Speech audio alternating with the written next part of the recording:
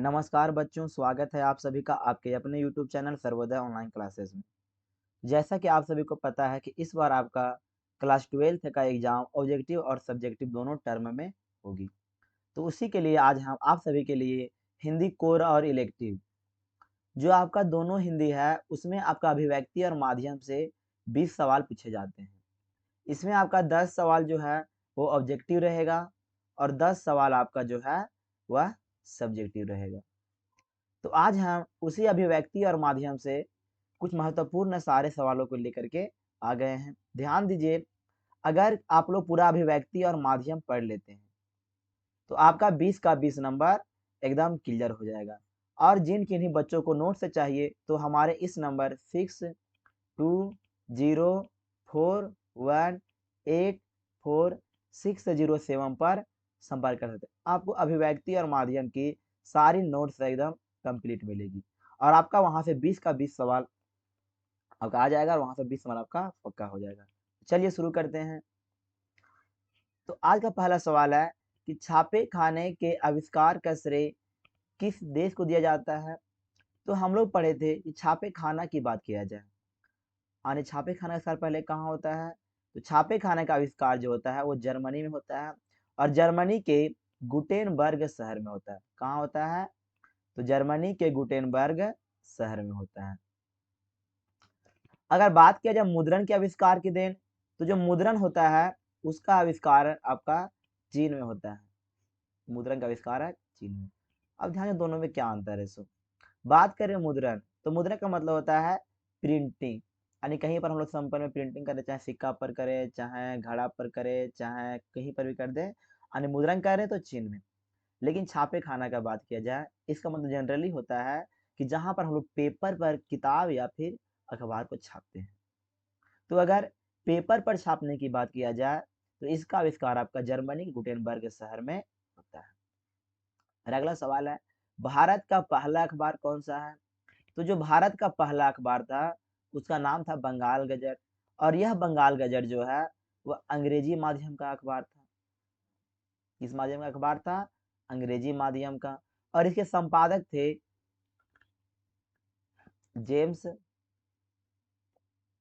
August Hickey. नाम याद रखिएगा। सवाल पूछता है कि भारत का पहला अखबार कौन सा था। तो बंगाल गजट।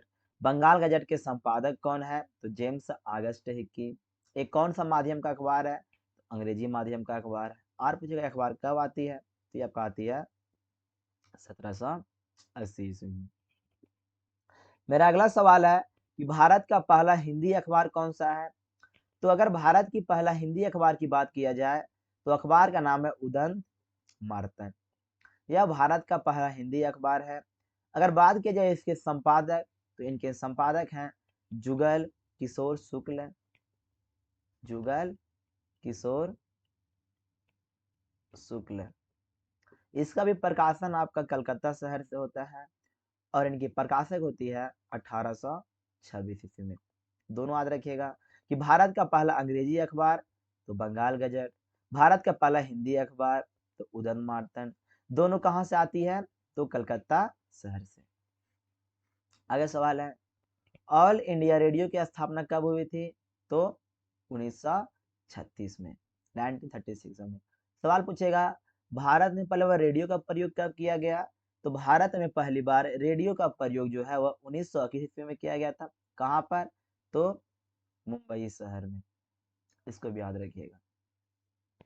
फिर आगे सवाल है, वर्तमान समय में रेडियो कितने भाषा में कार्यक्रम प्रस्तुत करती है। तो आपका 24 लैंग्वेज में।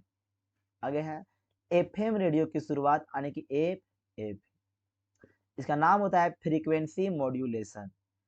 तो फ्रीक्वेंसी मॉड्यूलेशन यानी कि एफएम रेडियो की शुरुआत कब होती है। तो 1993 से यानी 1993 से। मेरा अगला सवाल है, बंगाल गजट के संपादक कौन है।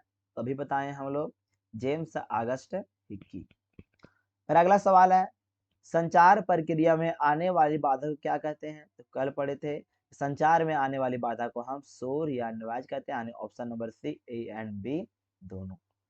आगे है, भारत का पहला छापा खाना कहाँ खुला। तो कल हम पढ़े थे कि भारत का पहला छापाखाना जो है वो आपका गोवा में खुलता है। कब?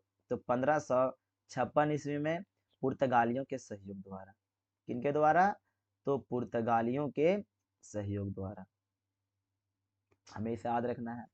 आगे है, भारत में पहला छापाखाना किसकी मदद से खोला गया? तो पुर्तगालियों की मदद से।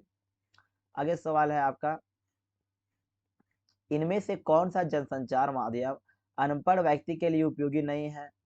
तो बोलेंगे इंटरनेट नहीं है, समाचार पत्र नहीं है, पत्रिकाएं नहीं, यानी बोलेंगे आपका तीनों जो है अनपढ़ के लिए उपयोगी नहीं है।